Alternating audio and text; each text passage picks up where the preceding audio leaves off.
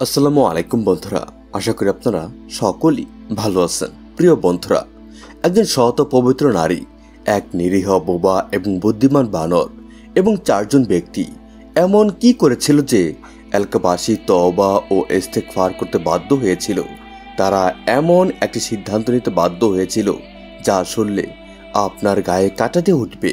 তাই আমি সকলকে অনুরোধ করছি, এই ঘটনাটি শেষ পর্যন্ত দেখুন, কারণ এটি একটি শিক্ষণীয় ঘটনা।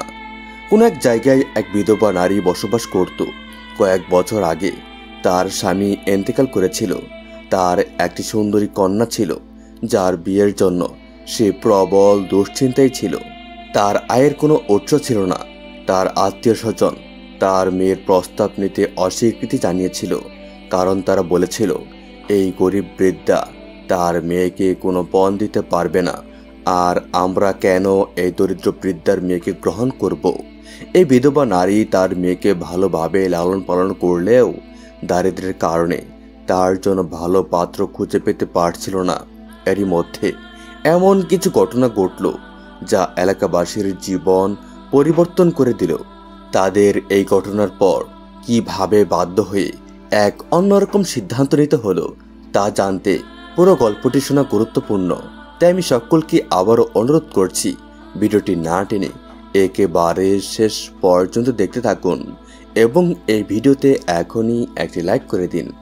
আর যারা আমাদের চ্যানেলে নতুন, তারা চ্যানেলটিকে সাবস্ক্রাইব করে পাশে থাকা বেল আইকনটি বাজিয়ে রাখুন। গরিবদেরকেও জিজ্ঞাসা করে না, বৃদ্ধার মেয়ে এতটাই সুন্দরী ছিল যে কেউ তাকে দেখলেই মুগ্ধ হয়ে যেত। যখন সে কোরআন তেলাওয়াত করত, সবাই মনে করত যেন তার মুখ থেকে ফুল ঝরে পড়ছে। একই এলাকায় এক দয়ালু সর্দার বসবাস করতেন, যিনি অত্যন্ত ধার্মিক ও সৎ ব্যক্তি ছিলেন এবং গরিবদের সহায়তা করতেন। যখন সর্দার জানতে পারলেন যে বৃদ্ধার মেয়ে বিয়ে হচ্ছে না শুধুমাত্র গরিব হওয়ার কারণে, তিনি বৃদ্ধাকে বার্তা পাঠালেন যে তিনি তার মেয়েকে বিয়ে করতে প্রস্তুত এবং কোনো পণ চান না। বৃদ্ধা এই প্রস্তাবে সঙ্গে সঙ্গে রাজি হয়ে গেলেন এবং নিজের মেয়েকে মাত্র 2টি পোশাকে সর্দারের হাতে বিদায় দিয়ে দিলেন। বিয়ের কিছুদিন পর বৃদ্ধা ইন্তেকাল করলেন। সর্দারেরও কোনো ঘনিষ্ঠ আত্মীয় ছিল না, কেবল তার স্ত্রী ছিল তার একমাত্র সঙ্গী। সময় বয়ে যেতে লাগলো, কিন্তু তাদের কোনো সন্তান হচ্ছিল না। এই দুঃখ সর্দারের মনকে ভারাক্রান্ত করে রাখত এবং তার স্বাস্থ্যেরও অবনতি হতে থাকলো। একদিন এমন হলো যে সর্দারও ইন্তেকাল করলো এবং সেই নারী একা হয়ে গেলেন। তিনি একজন হাফেজা ছিলেন, পর্দার কঠোর পাবন্দি করতেন এবং সব সময় আল্লাহর স্মরণে মগ্ন থাকতেন। তার স্বামী এলাকার এক দয়ালু সর্দার হওয়ার কারণে তার সততার নাম চারদিকে ছড়িয়ে পড়েছিল। সবাই জানত তিনি অত্যন্ত পবিত্র মনের মানুষ এবং একজন সৎ ও ধার্মিক ব্যক্তির স্ত্রী। তার ইবাদত ও নেক আমলের জন্য লোকেরা তাকে খুব সম্মান করত। দূর দূরান্ত থেকে মানুষ তার কাছে দোয়া চাইতে আসত। যে কোনো সমস্যায় পড়লে তারা তার কাছে পরামর্শ নিত আর তিনি তাদের সমস্যার সমাধান করতেন। এই কারণেই এলাকাবাসী তার প্রতি অত্যন্ত শ্রদ্ধাশীল ছিল।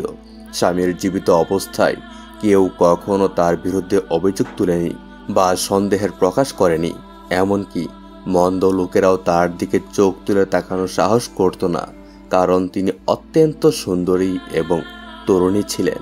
দুর্ভাগ্যক্রমে তার কোনো সন্তান ছিল না এবং তার ওপর কোনো পুরুষের ছায়া অর্থাৎ স্বামীর উপস্থিতি ছিল না। তার বাবা মাও আর বেঁচে ছিলেন না এবং কোনো ভাইও ছিল না। এই সুন্দরী বিধবা একাকী নিজের বাড়িতেই থাকতেন। তিনি জানতেন এখন তিনি একা, স্বামীর আশ্রয় তার জীবনে আর নেই। তিনি জানতেন লোকেরা এখন তার নামে অপবাদ রটাবে, তার জীবন কঠিন করে তুলবে এবং তাকে নানা সমস্যার সম্মুখীন হতে হবে। কিন্তু তিনি আল্লাহর উপর আস্থা রেখেছিলেন। তার সবচেয়ে বড় গুণ ছিল তিনি খুব ধার্মিক ছিলেন। যে জায়গায় তিনি বসবাস করতেন সেখানে এক অত্যন্ত ধনী ব্যক্তি ছিলেন।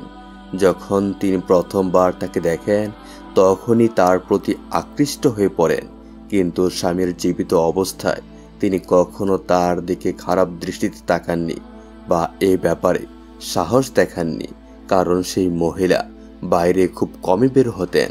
কিন্তু পরিস্থিতি পাল্টে গেল। বিভিন্ন কাজের কারণে তাকে এখন ঘরের বাইরে যেতে হচ্ছিল। এটি তার জন্য একটি প্রয়োজন হয়ে দাঁড়িয়েছিল। তিনি কঠোর পরিশ্রম করতেন এবং আল্লাহর ইবাদতে মগ্ন থাকতেন। দিনের বেলা রোজা রাখতেন এবং রাতের বেলা দীর্ঘ সেজদায় লিপ্ত থাকতেন। তার মন অত্যন্ত কোমল ছিল এবং তিনি সবার সাহায্যে এগিয়ে আসতেন। তবে এখন তাকে অত্যন্ত সতর্কতার সঙ্গে জীবন যাপন করতে হচ্ছিল। একবার প্রচণ্ড ঝড় বৃষ্টি হচ্ছিল।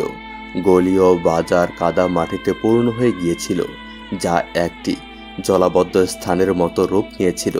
সেই কাদা মাটিতে একটি ছোট বানরের বাচ্চা আটকে গিয়েছিল এবং ধীরে ধীরে ডুবে যাচ্ছিল। তিনি দ্রুত সেই ছোট বানরের কাছে গেলেন এবং দেখলেন তার পা আঘাতপ্রাপ্ত হয়ে গিয়েছে। তিনি দ্রুত তাকে সেই কাদামাটি থেকে তুলে নিয়ে আসেন এবং নিজের বাড়িতে নিয়ে যান। তাকে গোসল করিয়ে পরিষ্কার করেন, তার ক্ষতস্থানে ঔষধ লাগান এবং নিজের বাড়িতে তাকে রাখার সিদ্ধান্ত নেন। তিনি ভেবে নিয়েছিলেন যে এই নির্বাক প্রাণীটি এখন তার সঙ্গেই থাকবে। তিনি সেই প্রাণীটির প্রতি মমতা অনুভব করতে শুরু করেন। বানরটি তার সঙ্গে থেকেই তার সঙ্গী হয়ে ওঠে। তবে বানরটি কখনো তার নামাজের ঘরে যেত না। দূরে বসে থেকে তার তেলাওয়াত শোনার সময় আনন্দে দুলতে থাকত। এই তরুণী বিধবার জীবনে কোনো আনন্দ ছিল না, কিন্তু এখন তার জীবনে আনন্দ ফিরে এসেছিল। তিনি যখনই কোনো ঘরের কাজ করতেন, সেই বানরটি দৌড়ে গিয়ে তার কাজের জন্য জিনিসপত্র এনে দিত এবং তাকে সাহায্য করত। সেই বানরটি একেবারে তার নিজের সন্তানের মতো হয়ে উঠেছিল এবং সর্বদা তার সঙ্গেই থাকত। বানরটিকে কেউ কখনো দেখেনি। ছোটবেলা থেকে সেই ঘরের মধ্যেই থাকত, কখনো বাইরে বের হতো না। এখন বানরটি বড় হচ্ছিল এবং তার মালিকানার প্রতি অত্যন্ত স্নেহশীল হয়ে উঠেছিল, কারণ সেই মহৎ হৃদয়ের নারী তার প্রতি দারুণ যত্নশীল ছিলেন। বানরটির উপস্থিতিতে তিনি কখনো কোনো ভয় অনুভব করতেন না। তিনি বানরটিকে নিছক শখের জন্য পুষেননি, এটি তার দুঃখ সুখের সঙ্গী ছিল। যখন তিনি ঘুমাতেন তখন বানরটি তাকে আদর করত, কখনো তার মাথার উকুন বেঁচে দিত, কখনো মুখে হাত বুলিয়ে দিত। জীবন তার ধৈর্য এবং শান্তির সঙ্গে এগিয়ে চলছিল, কিন্তু এখন তার মনে হচ্ছিল কিছু লোক তাকে নজরে রাখছে। ঘটনা এমন ঘটল যে একদিন যখন তিনি ঘরের বাইরে একটি রাস্তার ধারে হেঁটে যাচ্ছিলেন, সেই এলাকার এক ধনী ব্যক্তি তাকে দেখে ফেলল। তার রূপে মুগ্ধ হয়ে গেল। সে নিজেকে সামলাতে না পেরে বলতে শুরু করলো, আমার এই নারী চাই। সেই ধনী ব্যক্তির কাছে অর্থের কোনো অভাব ছিল না। সে যখন চাইতো কাউকে অর্থের বিনিময়ে নিজের করে নিতে পারত এবং তার চারপাশের মহিলারা কেবল তার টাকার জন্য তার প্রতি আকৃষ্ট ছিল। কিন্তু সেই নারী ছিলেন অত্যন্ত চরিত্রবান এবং ধর্মপ্রাণ। একদিন ধনী ব্যক্তি তার কর্মচারীর মাধ্যমে বার্তা পাঠালেন। তিনি বললেন, ওই নারীর কাছে বলো সে যেন আমার সঙ্গে দেখা করে। কিন্তু সেই নারী স্পষ্ট জানিয়ে দিলেন, আমি কোনো গাইডে মারহামের সঙ্গে দেখা করি না। এই খবর কর্মচারী তার মালিককে জানালে ধনী ব্যক্তি ক্ষোভে পাগল হয়ে গেল। সে বলতে শুরু করলো, আজ পর্যন্ত কোনো নারী আমার প্রস্তাব প্রত্যাখ্যান করেনি। আমার এত অর্থ সম্পদ থাকার পরেও এই নারী আমাকে ফিরিয়ে দিল। এ আবার কেমন নারী? সে দৃঢ় সিদ্ধান্ত নিল যে সে নিজে নারীর সঙ্গে দেখা করতে যাবে। যখন সে মহিলার সামনে গিয়ে বলল, শোনো, আমার কাছে সব কিছু আছে, আমি তোমাকে টাকার বিনিময়ে কিনে নিতে পারি। যা তুমি চাইবে আমি তোমাকে তাই দেব, বরং তোমার পায়ের কাছে সব কিছু উজাড় করে দেব। শুধু এক রাত আমার সঙ্গে কাটাও। এই কথা শুনে সেই নারী বলল, আমার তোমার সঙ্গে কোনো সম্পর্ক নেই, আমি তোমাকে চিনি না, আর তুমি বলছো আমি তোমার সঙ্গে সময় কাটাবো। যদি তোমার কোনো সৎ উদ্দেশ্য থাকে তাহলে বিয়ে করো। ধনী ব্যক্তি বলল, আমি তোমাকে বিয়ে করতে পারি না, কারণ আমার ইতিমধ্যে 4 জন স্ত্রী আছে। তারা কখনোই চাইবে না যে আমি আরও একটি বিয়ে করি। তারা সবাই ধনী মা বাবার মেয়ে, তাদের সামনে আমি কিছুই করতে পারি না। হ্যাঁ, তোমাকে সব কিছুই দেব, কিন্তু স্ত্রী বানাতে পারবো না। মহিলা জবাব দিলেন, তোমার লজ্জা হয় না? তুমি আমাকে স্ত্রী বানাতে চাও না, বরং উপপত্নী বানাতে চাও। তুমি এখান থেকে চলে যাও। তোমার সম্পদ আমাকে প্রভাবিত করতে পারবে না। অন্য কাউকে কিনে নাও। কিন্তু সেই মানুষটি ছিল শয়তানের মতো। তার মনোবাসনা তাকে কুরে কুরে খাচ্ছিল। তার একমাত্র ইচ্ছা ছিল অন্তত এক রাতের জন্য হলেও সে সেই মহিলাকে পেতে চায়। সে তাকে তার স্ত্রী বানাতে চায়নি, বরং কেবল ব্যবহার করতে চেয়েছিল। ওই দিন সে ভাবল, আমি আমার লোকজনকে বলি তাকে তুলে নিয়ে আসতে। তাই সে তার কয়েকজন বদমাশকে সেই মহিলার ঘরে পাঠালো। তারা দরজা ভেঙে ঘরে ঢুকে মহিলাকে তুলে নেওয়ার চেষ্টা করলো, কিন্তু হঠাৎই তারা অনুভব করলো যেন কেউ তাদের তুলে ফেলে দিয়েছে। এটি ছিল এমন একটি অদৃশ্য শক্তি যা সেই মহিলাকে রক্ষা করছিল। এরপর তাদের নজর পড়ল একটি বানরের উপর, যা মহিলার সেজদার জায়গায় বসে কাঁদছিল। বানরটির চোখ থেকে পানি ঝরছিল, আর তার নিঃশব্দ হাত দুটি আকাশের দিকে ওঠানো ছিল দোয়ার জন্য। তারা আতঙ্কে কাঁপতে কাঁপতে তাদের মালিকের কাছে ফিরে গেল এবং বলতে শুরু করলো, আমরা কিছুই জানি না, তবে সেই মহিলা খুব বিপজ্জনক। আমরা তাকে ছুঁতেও পারি না। কেউ যেন আমাদের তুলে ফেলে দিয়েছিল। তার কাছে একটি জাদুকরী বানর আছে। তারা আরো বলল, আমরা আর সেখানে যাব না। আমাদের দিয়ে এই কাজ করানোর চেষ্টা করবেন না। এই কথায় সেই ধনী ব্যক্তি হতাশ হয়ে পড়ল। সে বলল, আমি এখন কি করব? এই নারী তো আমার দখলে আসছে না, আর এই লোকগুলো একটি নাজুক নারীকে ধরে আনতে পারল না। কে জানে তারা কোন শক্তির কথা বলছে। এরপর সেই লোকটি একটি ষড়যন্ত্র করল। সে আশেপাশের আরো 3 জন ধনী ব্যক্তিকে তার সঙ্গে যোগ দিতে বলল এবং বলল, শোনো সবাই, সেখানে একটি অত্যন্ত সুন্দর এবং আকর্ষণীয় নারী থাকে। তার কোনো সন্তান নেই এবং স্বামীও ইন্তেকাল করেছেন, আর আমি তাকে পেতে চাই, কিন্তু সে আমার জালে ধরা দিচ্ছে না। আমি আমার লোকজনকে পাঠিয়েছিলাম, কিন্তু তারাও ব্যর্থ হয়েছে। এখন তোমরা আমার সঙ্গে যোগ দাও। সে আরো বলল, আমরা মিলে তার বিরুদ্ধে অভিযোগ তুলব। আজ পর্যন্ত কোনো নারী আমাকে প্রত্যাখ্যান করেনি। যদি তোমরা একবার তাকে দেখো এবং তোমাদের ক্ষমতায় আনতে পারো, তবে আমরা তাকে ভাগ করে নেব। তারা একত্র হয়ে সেই নারীর কাছে গেল এবং নানা অজুহাত দেখিয়ে তাকে ফাঁদে ফেলার চেষ্টা করল। কিন্তু সেই নারী ছিল অত্যন্ত পবিত্র ও সতী এবং কোরআনের হাফেজা। সে বুঝতে পারল এরা শয়তান এবং তার সঙ্গে খারাপ কিছু করতে চায়। সে তাদেরও একইভাবে প্রত্যাখ্যান করল। তারা ফিরে সেই ধনী লোকটির কাছে এসে বলল, তুমি ঠিকই বলেছিলে, সেই নারী কারো কথাই আসবে না। ধনী লোকটি বলল, কিন্তু আমি তাকে শিক্ষা দিতে চাই। আজ পর্যন্ত কেউ আমাকে অসম্মান করেনি। এবার আমরা সবাই মিলে পুরো এলাকাকে তার বিরুদ্ধে উস্কাবো। সবাই তার এত সম্মান করে, তাই না? আমরা তাকে এই এলাকার সবচেয়ে বিখ্যাত বাজে নারী বানিয়ে ছাড়ব। সেই পবিত্র নারী ইতিমধ্যে তার সব ষড়যন্ত্রের কথা জেনে গিয়েছিল, কিন্তু তারপরও সে সমস্ত পাপ থেকে নিজেকে বাঁচিয়ে রাখছিল।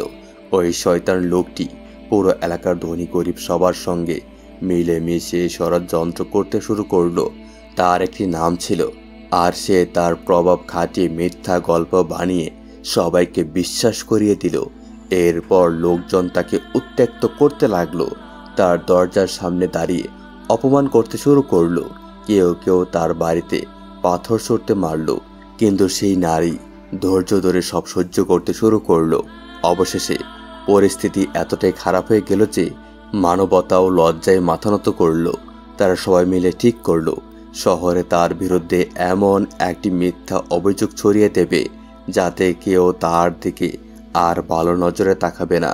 তারা বলল, এই নারী তার পোষা বানরের সঙ্গে খারাপ কাজ করেছে। এই মিথ্যা অভিযোগ এতটাই জঘন্য ও লজ্জাজনক ছিল যে এলাকায় থাকা নারীরাও লজ্জায় মুখ ডেকে তওবা তওবা করতে লাগলো। তারা বলতে শুরু করলো, তাহলে আমরা বুঝতে পারিনি কেন সে বিয়ে করলো না এতদিন। যে বানরটি আমি লালন পালন করেছি, এখন তার কারণে আমার মতো একজন নারী, যার পুরো এলাকা ইবাদত, উদারতা, দয়া এবং সততার জন্য সম্মান করত, তাকে অপমান করা হচ্ছে। সবাই আমাকে পাথর ছুঁড়ে মারছে।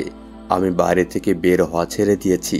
সেই নিরীহ বানর যে আমার সুরক্ষার জন্য সব সময় আমার পাশে ছিল, তাকেও কেউ কখনো দেখেনি। এখন সেই নিরীহ প্রাণীর চোখেও পানি। এমনকি একটি নির্বাক প্রাণীও এই অন্যায় দেখে কাঁদছে। কিন্তু লোকেরা আমার বিরুদ্ধে ক্রমাগত অভিযোগ তুলে যাচ্ছে। এক পবিত্র নারীর উপর এমন জঘন্য অপবাদ দেওয়া হচ্ছে। আমার ধৈর্যের আর সীমা রইল না। একদিন আমি আল্লাহ তাআলার দরবারে হাত তুলে বললাম, হে আল্লাহ, হে পরওয়ারদিগার, আমি সব সময় ধৈর্য ধরেছি, তোমার কৃতজ্ঞ বান্দী হিসেবে থেকেছি এবং কখনো তোমার অবাধ্য হইনি। কিন্তু হে আমার প্রভু, আমাকে মাফ করে দাও। আমি কি এমন কোনো পাপ করেছি যার কারণে আমার উপর এই অপবাদ আসছে যে আমি বানরের সঙ্গে খারাপ কাজ করেছি? আমি তো এই কাজ কেবল মানবতার কারণেই করেছি। বানরও তো তোমার সৃষ্টি, তুমি তাকে সৃষ্টি করেছ। আমি তার উপর দয়া করে তাকে আমার ঘরে আশ্রয় দিয়েছি। আমার নিজের সন্তানের মতো তাকে লালন পালন করেছি, তার দেখাশোনা করেছি। হে আমার আল্লাহ, আমি তো শুধু তোমার সন্তুষ্টির জন্য এই কাজগুলো করেছি, তাহলে কেন আমার ওপর এত অপবাদ দেওয়া হচ্ছে? এই বলে সেই নারী কেঁদে কেঁদে আল্লাহর কাছে ন্যায় বিচারের জন্য প্রার্থনা করতে লাগলো। আজ আমাকে যে অভিযোগে অভিযুক্ত করা হচ্ছে তা হলো আমি ব্যভিচার করেছি। হে আল্লাহ, এমন কাউকে পাঠাও যে সঠিক বিচার করতে পারে। হে আমার প্রভু, আমার চরিত্রের পক্ষে এমন প্রমাণ দাও যা সমগ্র পৃথিবী দেখতে পাবে। সেই রাত পুরো সময় ধরে সেই নারী দোয়া করছিল, আর তার পাশে থাকা নির্বাক বানরটিও হাত তুলে দোয়া করছিল। এরপর আল্লাহ তাদের দোয়া কবুল করলেন। এদিকে সেই চার দুরাচার ব্যক্তি, যারা কোনোভাবেই সেই নারীকে অপমানিত করতে বাকি রাখেনি, পুরো মহল্লার লোকজনকে তাদের সঙ্গে নিয়ে এক ষড়যন্ত্র করলো। তারা বলল, শুনেছি এখানে একজন কাজী আছেন যিনি সঠিক বিচার করেন। একজন বলল, হ্যাঁ হ্যাঁ, তিনি একজন আল্লাহভীরু এবং ন্যায়পরায়ণ মানুষ। মানুষের সব সমস্যার সমাধান তিনি করেন। তখন সেই ধনী ব্যক্তি বলল, তাহলে চলো তার কাছে যাই এবং দেখি তিনি আমাদের জন্য কি সিদ্ধান্ত নেন। তার তিন সহযোগী বলল, আমরা বলি সেই নারীকে সঙ্গে নিয়ে যাক। কিন্তু সেই ধনী ব্যক্তি বলল, না, প্রথমে আমরা তার কাছে গিয়ে পুরো ঘটনা বলবো। তিনি যে সিদ্ধান্ত দেবেন সেটাই হবে, আর আমি নিশ্চিত সিদ্ধান্ত আমার পক্ষেই আসবে এবং আমরা সেই নারীকে শহর থেকে বের করে দিতে সফল হব।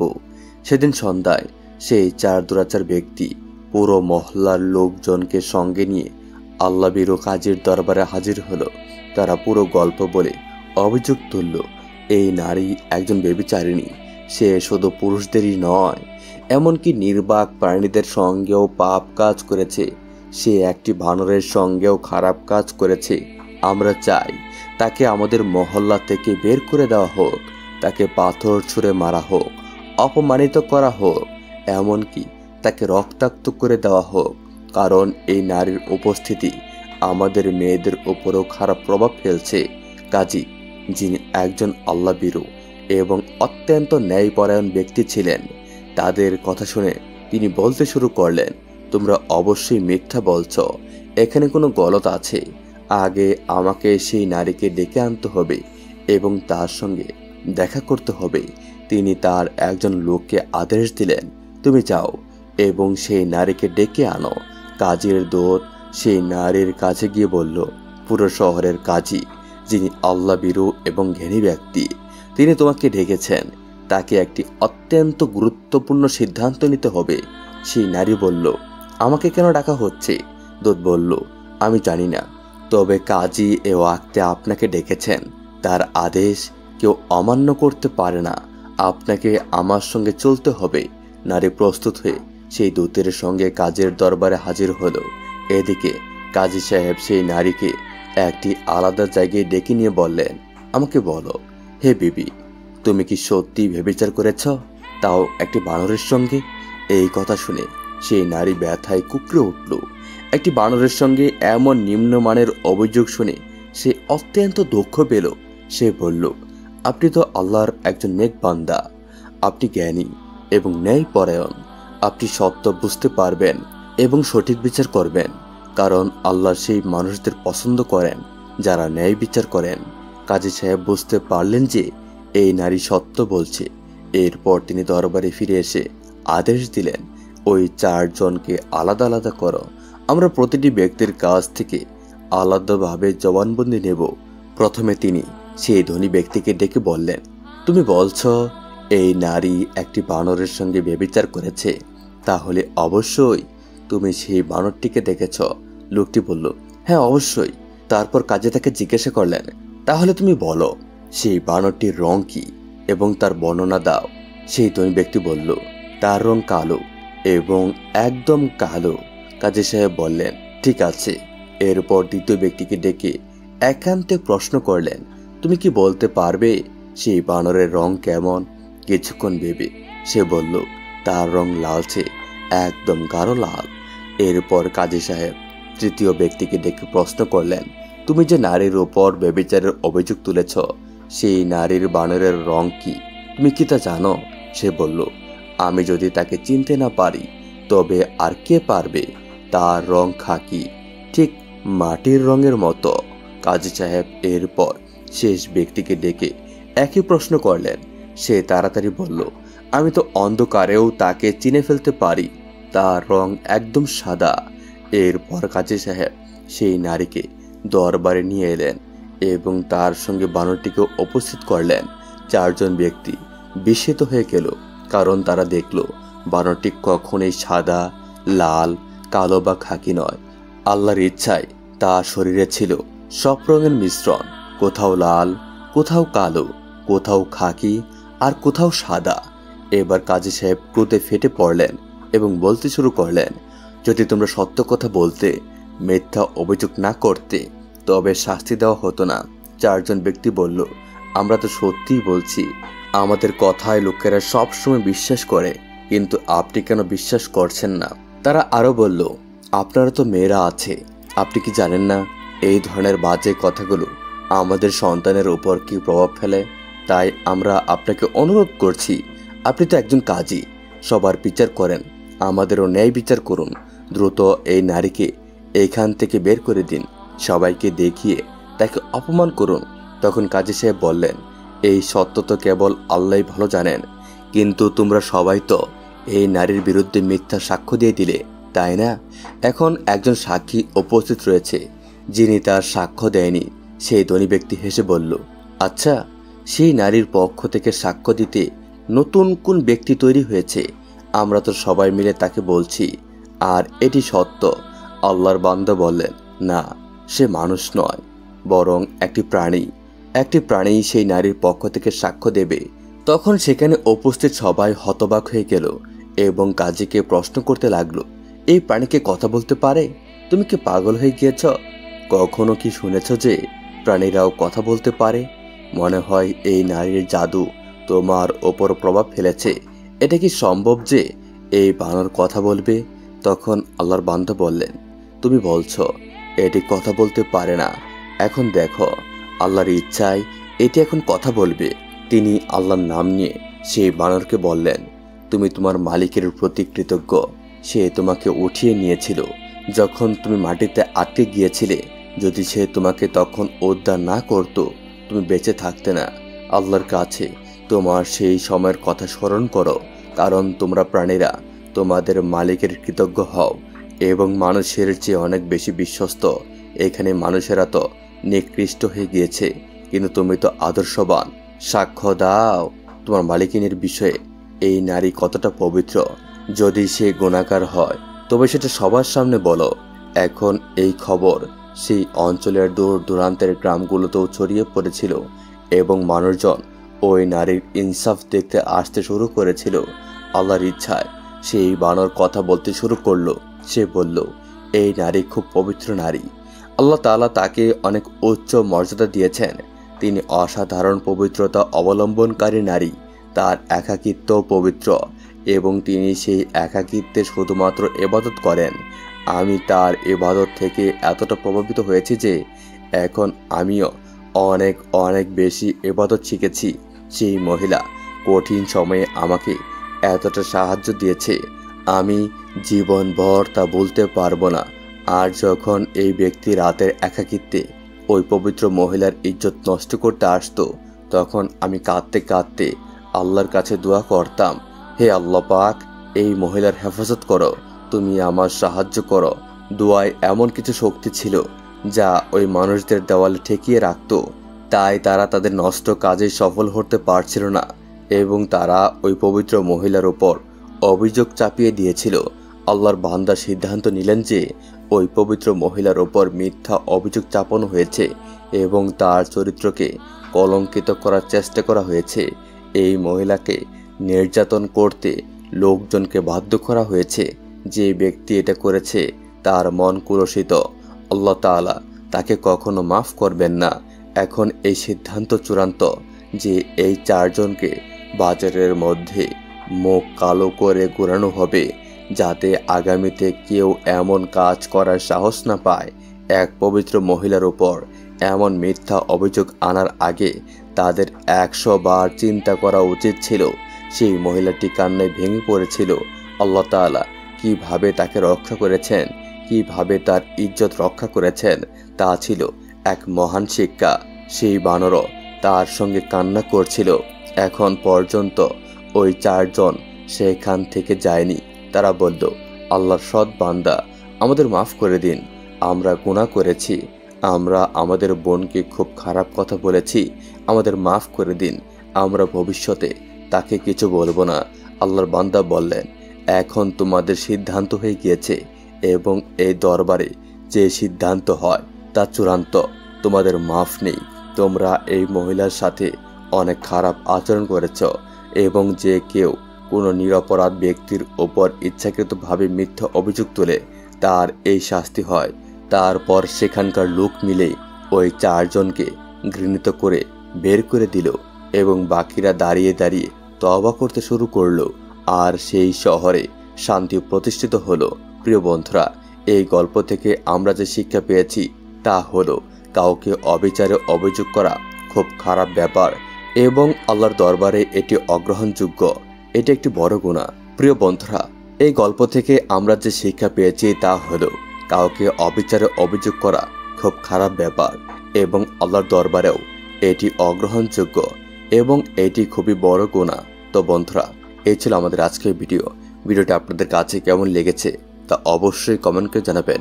ভিডিওটি ভালো লাগলে অবশ্যই ভিডিওতে একটি লাইক দিবেন এবং নিয়মিত আরও এরকম নতুন নতুন ইসলামিক ভিডিও পেতে আমাদের এই চ্যানেলটিকে সাবস্ক্রাইব করে পাশে থাকা বেল আইকনটি বাজিয়ে রাখুন। দেখা হবে আবার নতুন কোনো ভিডিওতে। সেই পর্যন্ত আপনারা সকলেই ভালো থাকবেন, সুস্থ থাকবেন এই প্রত্যাশায় আজকের মতো বিদায় নিচ্ছি। আল্লাহ হাফেজ।